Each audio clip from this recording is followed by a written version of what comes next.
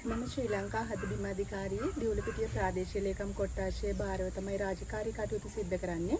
ඉතින් 2024 වර්ෂයේ තමයි අපේ මේ ජල මූලාශ්‍ර සංරක්ෂණ ව්‍යාපෘතිය යටතේ කොරදමින්න වසමෙහි මේ සූර්ය පොදු ලින්ද ජල සංරක්ෂණ ව්‍යාපෘතිය සිදු කරේ. 8,50,000ක ප්‍රතිපාදන යටතේ අපි මේ පොදු ලින්ද සංරක්ෂණය කරලා සංවර්ධන කටයුතු සිදු කරා.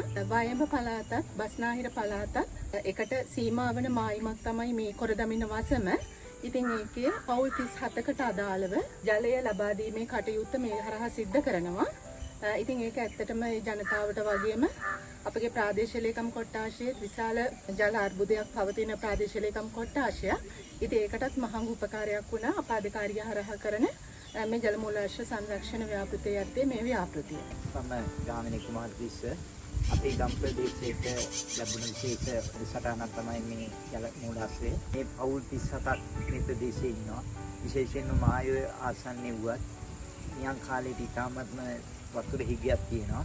ඒ වතුර හිගේට පිළියමක් වශයෙන් ගෙවතු වගා විශේෂයෙන් ගෙවතු වගාවලට ජලය ගන්න අපිට මේක බොහොම ප්‍රයෝජනවත්. මේක ඉදි කිරීමේදී විශේෂයෙන්ම ආන්තාශ්‍රම දායකත්වයේ ඉහළ මට්ටමක තිබ්බා. නිරන්තරයෙන් උන්ගේ දායකත්වය ලැබුණා.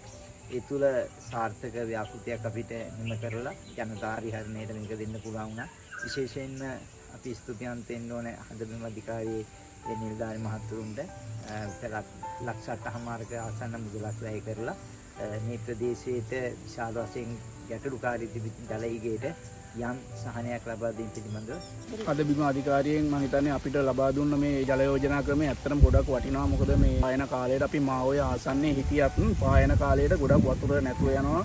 ඒකින් තමයි හිතන්නේ වෙනදා අපි දියුලපිටිය ප්‍රාදේශීය ලේකම් කාර්යාලය හා ප්‍රාදේශීය සභාව හරහා තමයි වතුර ගෙන්න ගත්තේ. ඉතින් ඒක මේ ලිඳ මේ සංරක්ෂණය කරලා මේ වතුර ටැංකිය හදලා දුන්නාට ගොඩක් මම හිතන්නේ ස්තුතිවන්ත වෙනවා අද බිම අධිකාරියට.